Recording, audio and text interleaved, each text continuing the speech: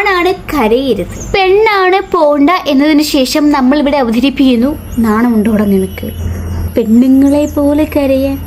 കുടുംബത്തിൽ പറഞ്ഞ ആണുങ്ങളാരും കരയാറില്ല, അവർക്ക് കണ്ണീരില്ലത്രേ. ദേ അവൻ കണ്ടില്ലേ പെണ്ണുങ്ങളെ പോലെ കിടന്ന് മോങ്ങുന്നു, പോത്തുപോലെ വളർന്നിട്ട് അവന്റെ കരച്ചില്.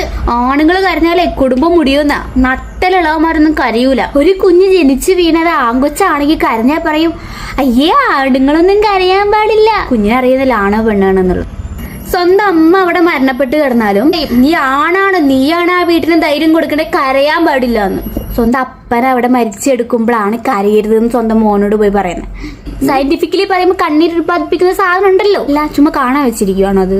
കയ്യിൽ 1 രൂപ പോലും എടുക്കാനുള്ള സിറ്റുവേഷനിൽ ഓട്ടോമാറ്റിക്കലി ഒരു മനുഷ്യനാവുമ്പോ കരഞ്ഞു പോകും.